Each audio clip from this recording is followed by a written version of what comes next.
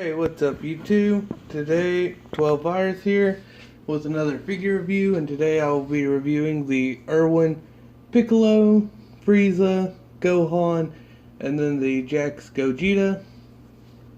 So, and for a quick little size comparison, here is the Dragon Stars Goku, Super Saiyan Blue, compared to the Gogeta.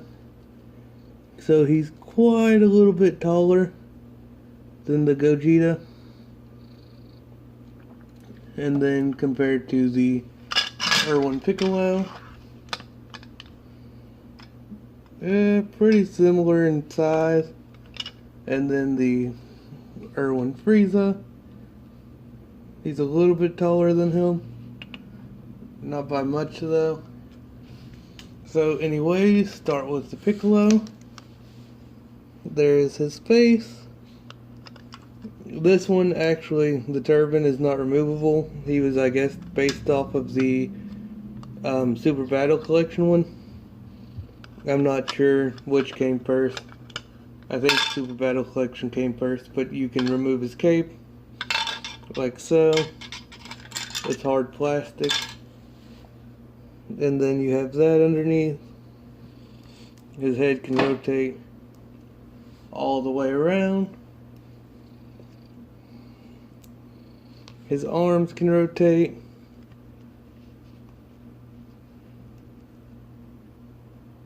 His waist can rotate.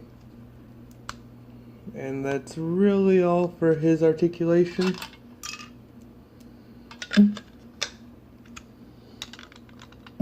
then next is the Frieza final form. We'll pop this back on.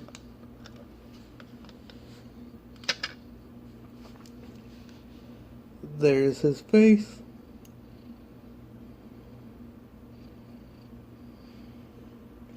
Him from the back. His head can rotate completely all the way around. Arms can rotate. Have to kind of mess with his head. This arm's the same. And then his tail can rotate completely all the way around.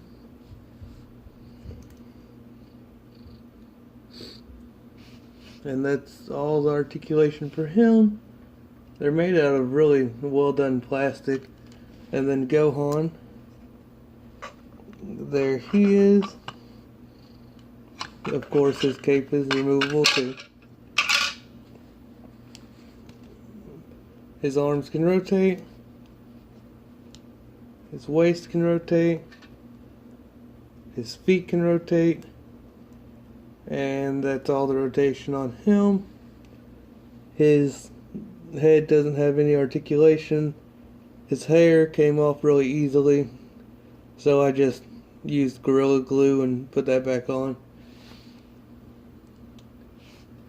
Pop his cape back on.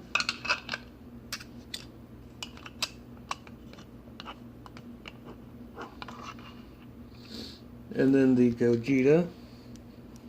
There's his face, and you'll notice he's actually wearing the Potara earrings because this head sculpt is the same as the Jakks Vegito. There's actually, like, I think 2 different versions of the Jakks Vegito. Well, actually, technically, like 3 or 4.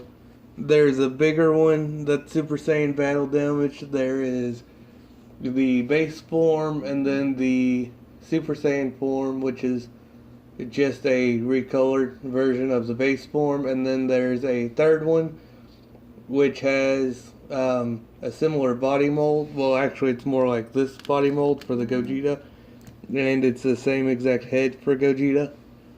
So there's that, except for, of course, it doesn't have the halo, and the halo is removable. And then you just pop it back in there. And there we go. But articulation, his head can't really look up or down.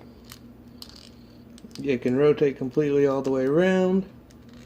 His vest is removable.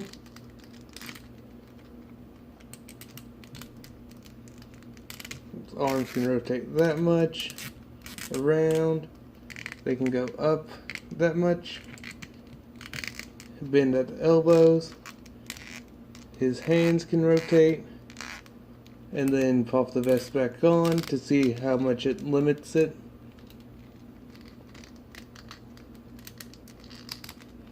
There we go. Can go up that much, rotate completely, so the vest actually does not hinder any of the articulation, so that's actually really good. There's his belt. He can rotate completely at the waist. His legs can kick out that much, kick back that much, this one out that much, back that much. Then he has a bend at the knee, and then his feet can go down about that much, up that much. They can rotate completely. All in all, he's definitely a good figure, but the later Jakks figures, they like to do this a lot, like use the same like bottom mold as much as they could. So there's kind of things that are off. Like if you notice, his boots are actually Goku's boots. You can see the line there, and then the strings there. So they really, for a lot of figures, they took Goku and then just recolored the legs and stuff. So they reused a lot of the same body molds, except for the GT figures. They made those from scratch, most of them anyways. So those turned out way better than any other ones. But, yep, that was my figure review for today. I hope you guys enjoyed. Thanks for all the support and everyone watching. I really appreciate it. 12 Virus signing out.